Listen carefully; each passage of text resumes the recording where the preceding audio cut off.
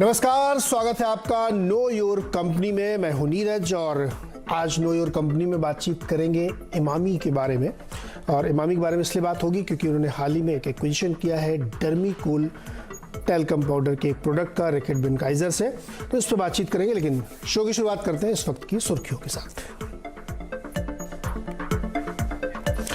दिन के शिखर के करीब बाजार, निफ्टी तेजी के साथ 17,300 के ऊपर। निफ्टी बैंक में 100 पॉइंट्स की तेजी, मिड कैप में भी चमक।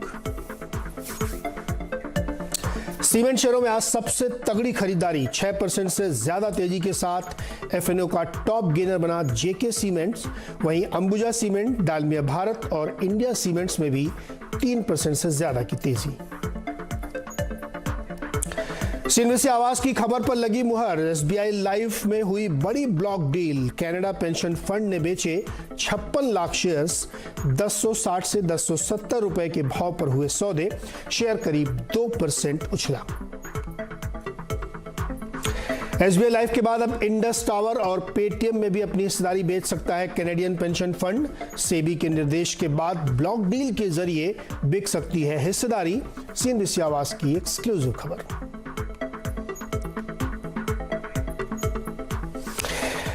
तो बाजार इस वक्त एक मजबूत स्थिति में आता हुआ दिख रहा था, लेकिन धीरे धीरे बाजार में उतार चढ़ाव के नजारे भी आपको देखने को मिल रहे थे। 17,263 इस वक्त निफ्टी का एक लेवल है जो कि करीब 40-45 पॉइंट ऊपर है। अभी थोड़ी देर पहले इसने एक हाई बनाया, फिर वहां से आया, तो बहुत तेज वॉलेटिलिटी इस वक्त मार्केट में है। लेकिन बैंक निफ्टी रेड में ट्रेड कर रहा है, करीब 38 पॉइंट नीचे है, 36,676 के आसपास बैंक निफ्टी में कामकाज चल रहा है। यहाँ पे भी देखिए आप, एकदम लास्ट का टिक अगर आप देखेंगे तो वहां पे एक शार्प फॉल देखने को मिल रही है। यूरोपियन मार्केट ओपन हो रहे हैं और एक बातचीत चल रही है टर्की में।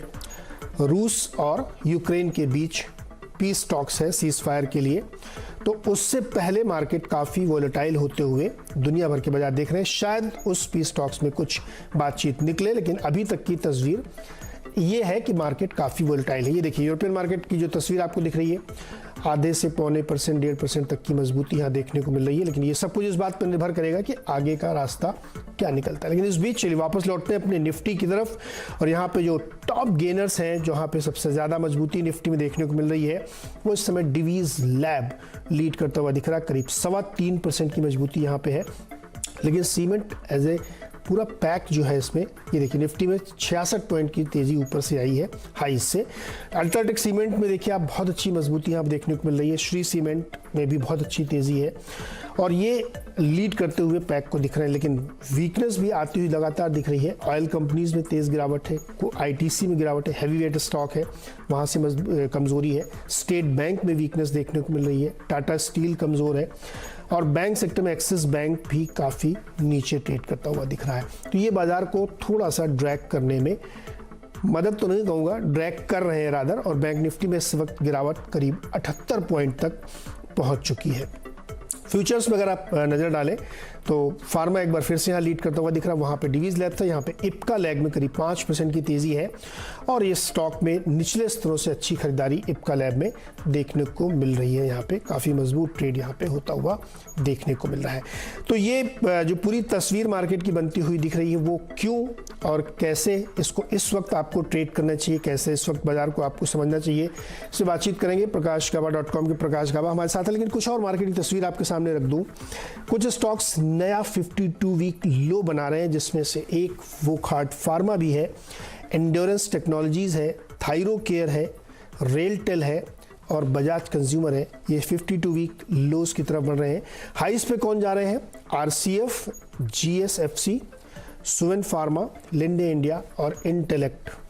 इन स्टॉक्स में अच्छी मजबूती यहाँ पे देखने को मिली। गाबा सर, हम लोग जब सुबह चर्चा कर रहे थे 10:30 बजे के आसपास, तो ऐसा लग रहा था कि शायद धीरे धीरे मार्केट अपने को कंसोलिडेट करेगा और ऊपर की तरफ जाएगा। लेकिन अब अचानक से गिरावट देखने को मिल रही। निफ्टी अब मात्र 20 पॉइंट रह गया है हरे में। तो आप क्या करें, शॉर्ट करके जाएंगे? आपको याद होगा कि हमने कहा था खरीदने की जगह अच्छी है जब उस आज का हाई पार कर लेगा, राइट। और आज का हाई पार नहीं किया। लेकिन वो जगह बहुत अच्छी थी। बैंक निफ्टी ने कल का क्लोज सब कह सकते हैं कि ये उसको संभाला था, कल के क्लोज को डिफेंड किया था, लेकिन वो हुआ नहीं अभी। अब थोड़ी वीकनेस नजर आती है, पॉसिबल है कि थोड़ा डिप मिले। 17,200 पॉसिबल है निफ्टी में, और बैंक निफ्टी में अभी 17,600 भी चल रहा है, शायद 36,500 आ जाए, तो उसके आसपास शायद देखना पड़ेगा। लेकिन है रेंज वो साइडवेज मूव है, ना ही इसमें स्ट्रेंथ है और ना ही इसमें वीकनेस नजर आती है इस वक्त। तो निफ्टी बैंक में ना स्ट्रेंथ है और ना ही वीकनेस। गाबा सर, चूंकि बहुत वॉलेटाइल है और अभी हम लोग मध्य में खड़े हैं हफ्ते के, तो क्या ये मान के चला जाए कि मार्केट, चूंकि कई सारे इवेंट्स भी लगे हुए हैं ग्लोबल मार्केट में, भारत में भी अगले हफ्ते पॉलिसी आने वाली है, उन सब से पहले एक ट्रेंड बन रहा है यहाँ पे क्या? सबसे बड़ा इवेंट 31 मार्च का है, जो कि फाइनेंशियल ईयर क्लोजिंग। सबको बुक्स तो यही बंद करने हैं ना। हाँ। तो ट्रेंड तो बनेगा नहीं, साइडवेज ही रहेगा। हाँ। तो ये एक जगह है, यहाँ पर इनको जो भी सेटल करना है इसी वक्त करना है, 1-2 दिनों में। और ये 31 का जो एक्सपायरी है वो भी 31 का ही है। तो यहाँ पर साइडवेज ही रहेगा। उसके बाद देखें, ट्रेंड अगर बनेगा तो अप्रैल में ही बनेगा, अब नहीं बनेगा। अब नहीं बनेगा। अच्छा, कुछ लोग अपने लॉस को एडजस्ट करने की कोशिश कर रहे होंगे जी, और कुछ लोग अपनी बुक्स को ठीक कर रहे होंगे, तो उसकी वजह से भी मार्केट में एक अच्छी खासी वोलेटिलिटी है। ऑल ऑफ सडन आप किसी भी स्टॉक में एक चेंज आता हुआ दिख सकते हैं। बिल्कुल। गाबा सर, आज एक बहुत बड़े वॉल्यूम के साथ सेल में ट्रेड हो रहा है और सेल नरम है, करीब 1% के आसपास, 99 रुपए पे ट्रेड कर रहा है। बिल्कुल, ये 100 का जो आंकड़ा है सेल के लिए बहुत इंपॉर्टेंट है, इसके ऊपर होना जरूरी है। अगर ये ब्रीच आता तो फिर लोअर लेवल का 90 भी देखेंगे, क्योंकि 100 एक रेसिस्टेंस नहीं बनना चाहिए। लगता तो है कि ऐसा बन रहा है, अगर 100 के ऊपर चला गया तो ठीक है, 101 होना चाहिए एक्चुअली। अदरवाइज देखेंगे कि शायद 90 का जोन भी देखेंगे। लेकिन सेल का जो लार्जर टर्म चार्ट स्ट्रक्चर है वो अब भी ठीक है। शॉर्ट टर्म में थोड़ी वीकनेस हो सकती है, शॉर्ट टर्म में वीकनेस हो सकती है इसमें, लेकिन ये बार बार सर अटक जाता है 100 पे ही। जी बिल्कुल बिल्कुल। शायद मुझे लगता है कि 90 का चांस ज्यादा है, 102 का कम चांस लगता है। मतलब 102 बाद में आएगा, पहले 90 आ सकता है, आप ये कह रहे हैं? जी, ऐसा मुझे लग रहा है। ऐसा गाबा सर को लग रहा है। अच्छा, फ्यूचर्स के कुछ और स्टॉक्स पे गाबा सर बहुत जरूरी चर्चा करना, जैसे इप्का लैब्स का हमने सुबह हम लोग जब चर्चा कर रहे थे तो सीमेंट का पैक लीड कर रहा था, लेकिन इस वक्त आप देखिए जो फ्यूचर्स के स्टॉक है, खासतौर पे फार्मा में 1056 रुपये का इसका फ्यूचर्स का प्राइस है, इस समय 5% ऊपर है। गाबा सर, क्या करना चाहिए इप्का लैब्स में? खरीदना चाहिए, बहुत अच्छा अप मूव मिला है, ब्यूटीफुल मूव मिला है। इसका जो लार्जर टर्म चार्ट देखे तो एक अप मूव मिला, फिर साइडवेज कंसोलिडेशन करीब 2-3 हफ्ते हुआ, और आज का मूव बढ़िया है। मुझे लगता है लेना चाहिए, और कल तक के लेना चाहिए, परसों तक लेना चाहिए। 1080 तक जोन दिखेगा, अब ट्रेड करा है 1051 में, तो मुझे लगता है कि यहाँ से 20-30 रुपए की तेजी बाकी है। और डिवीज लैब थोड़ा डीप होगा, लेकिन ले सकते हैं। गाबा सर, डिवीज लैब में भी आपको ऐसा लगता है? जी, डिवीज लैब का चार्ट सुबह अच्छा तो लग रहा था, मैंने सुबह चार्ट देखा था, डिवीज लैब का अच्छा तो लग रहा था। पॉसिबल है कि यहाँ पर भी एक अप मूव मिले, थोड़ा रेसिस्टेंस पार करना पड़ेगा, लेकिन यस, आज का लगता है कि एक्चुअली आज का रेंज खत्म हुआ। अब 4550 के ऊपर जब क्लोज मिलेगा फिर जाके 4600 दिखेगा, लेकिन लगता है मुझे आज का गेम खत्म हुआ डिवीज लैब में। डिवीज लैब में आज का गेम खत्म है। सर, माइंट्री का चार्ट खोलिए एक बार, अगर आप देखिएगा, इसमें लॉन्ग बिल्ट होते हुए दिख रहे हैं, और इसमें जो वॉल्यूम है कॉन्ट्रैक्ट का, उसमें भारी बढ़ोतरी देखने को मिल रही है। तो क्या माइंट्री में लॉन्ग ट्रेड बन सकता है क्या? साइडवेज जोन है मेरे ख्याल से, जो ट्रेडिंग अपॉर्चुनिटी चाहिए, जहां पर रिस्क रिवॉर्ड रेशियो फेवर में चाहिए, वो इसमें क्लियर कट माइंट्री में नजर नहीं आता है, इसलिए बेस्ट अवॉइड। शायद थोड़ी देर में आ जाए, लेकिन लगता है कि थोड़ा इस वक्त अवॉइड करना चाहिए। हाँ, एक मैं ट्रेड दे देता हूँ माइंट्री में, आपने बात की है तो ये पार कर लेगा लेवल माइंट्री करीब 4275, उसके बाद एक आपको मिल सकता है, लेकिन ये पार करना जरूरी है। 4275 को पार करना जरूरी है। 4262 पे इस समय ये स्टॉक ट्रेड करता हुआ दिख रहा है। गाँव सब कुछ कैश के स्टॉक जैसे आरसीएफ में बड़ी अच्छी मजबूती दिख रही है, क्यों? इसमें बनता है क्या ट्रेड? बिल्कुल बनता है, बहुत। इसका आरसीएफ का चार्ट है ना, हायर टाइम फ्रेम का चार्ट बहुत ही बढ़िया है। जो कंसोलिडेशन हुआ है 72 और 90 के बीच में बहुत ही अच्छा हुआ है। मुझे लगता है ये 100 पार कर लेगा, शायद 110 भी देखेंगे आते दिनों में, लेकिन ये बाय एंड होल्ड स्टॉक है। इसको बाय करके आप बोलेंगे कल परसों चले, ऐसा हो सकता है चल जाए, लेकिन जरूरी नहीं। लेकिन ये 110 के करीब जाना चाहिए, लेकिन उससे वक्त लगेगा। आप ट्रेड कर रहे हैं 90 में, तो यहाँ से 20 रुपए की तेजी है यहाँ पर, और स्टॉप करीब कह सकते हैं 70 में 75 में स्ट्रॉन्ग सपोर्ट जोन है, इसलिए क्वांटिटी कम कर सकते हैं, लेकिन यस लगता है कि आरसीएफ ऊपर देखेंगे। अच्छा, ये इस आरसीएफ ने आज नया 52 वीक हाईज भी यहाँ पे लगा दिया है। गावा सर, एक और फर्टिलाइजर की कंपनी है जीएसएफसी, उसमें भी बताइए क्या करना चाहिए, वो भी आज हाईज पे लगा रहा है, 6% ऊपर है। हाँ, गुजरात स्टेट फर्टिलाइजर, यस यहाँ पर मुझे जो चार्ट नजर आता है गुजरात स्टेट फर्टिलाइजर का, अच्छा तेजी, बहुत अच्छा आपको मिला है। मेरे ख्याल से ये और भी हाई जोन देखेंगे, शायद 170 जोन्स पे जा, ये ऑल टाइम हाई के आसपास ही ट्रेड इनफैक्ट कर लिया है, ऑल टाइम भी हो गया है। मेरे ख्याल से अगर इसमें साइडवेज मूव मिलता है तो मेरे ख्याल से ये होल्ड है, और इसको थोड़ा वक्त देना चाहिए। 170 तो पार कर लेगा, 180 भी जाएगा मुझे लगे, लेकिन उससे वक्त लगेगा। जीएसएफसी आज फर्टिलाइजर स्पेस में कुछ हरकत नजर आती है। फर्टिलाइजर में आज हरकत नजर आ रही है। दो स्टॉक्स तो सामने दिख रहे हैं जो 52 हफ्तों की ऊंचाई पर ट्रेड करते हुए दिख रहे हैं। एक छोटा सा ब्रेक लेंगे यहाँ पे, ब्रेक से जब लौट के आएंगे तो इमामी से बातचीत करेंगे।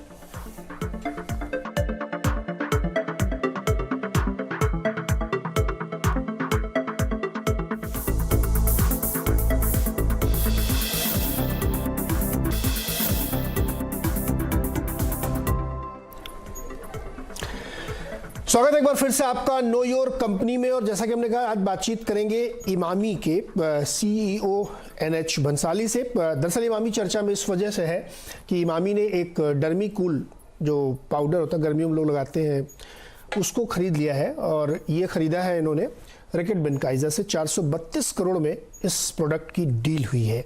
तो ये बहुत इंपॉर्टेंट है क्योंकि इमामी के कई सारे प्रोडक्ट जो है इस कैटेगरी के प्रोडक्ट हैं, जिसके बीच में शायद ये एक स्ट्रेटजिक फिट मैनेजमेंट को लगा होगा, इसीलिए कंपनी ने खरीदा। चलिए आइए बातचीत करते हैं एनएच भंसाली जी, जो CEO finance strategy and business development, साथ ही कंपनी के सीएफओ हैं। भंसाली जी, बहुत बहुत स्वागत है आपका हमारी इस बातचीत में। पहला सवाल तो बिल्कुल सिंपल सा ये समझना चाहूँगा आपसे कि जो आपने डर्मीकूल का पूरी एक प्रोडक्ट रेंज उनसे ले ली है कंपनी, ये क्यों ली है और ये आपके इस पोर्टफोलियो में कैसे स्ट्रेटजिकली फिट होता है?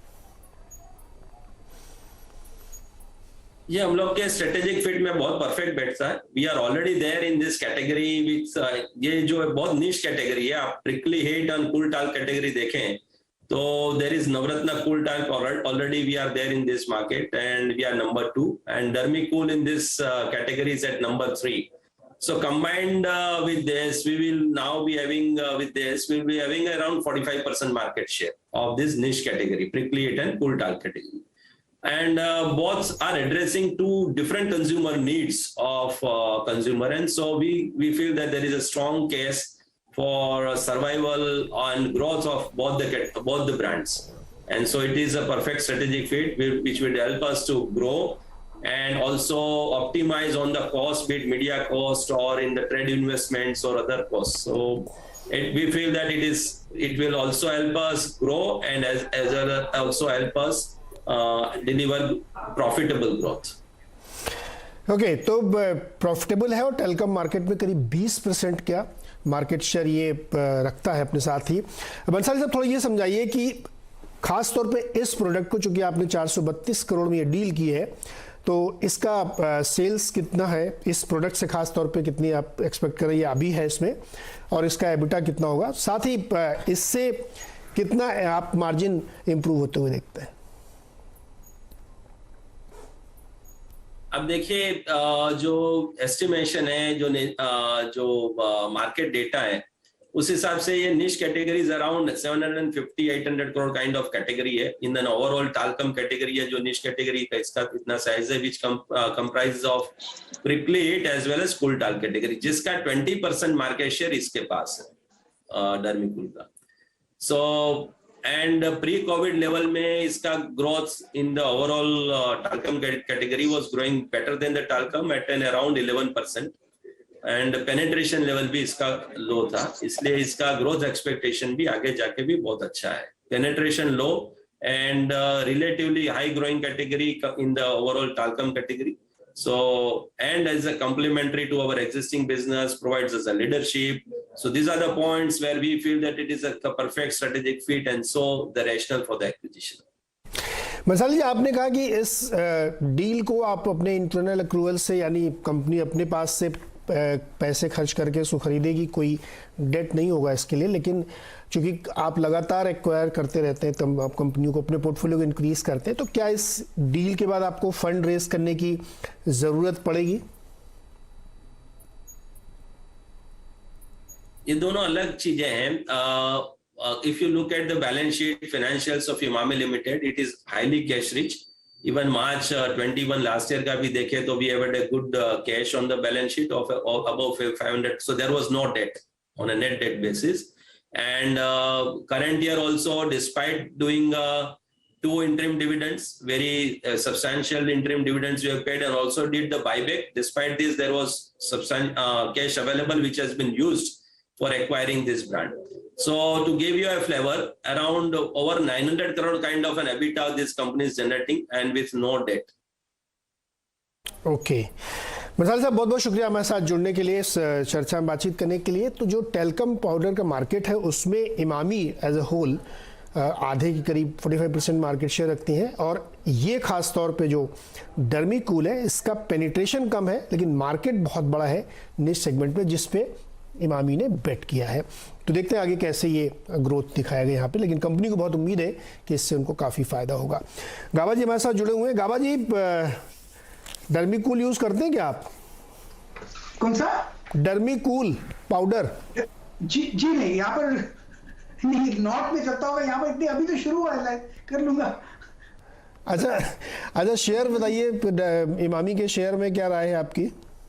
हाँ, इमामी की बात कर सकते हैं, बहुत ही अच्छा ब्रांड है, और इमामी लिमिटेड देखा तो जो ट्रेड कर रहा है 438 के आसपास है, थोड़ी डिप आ सकती है, कहीं हो सकता है 400 पॉसिबल है, लेकिन ये काफी अच्छा दौड़ा था 150 to 600 के आसपास।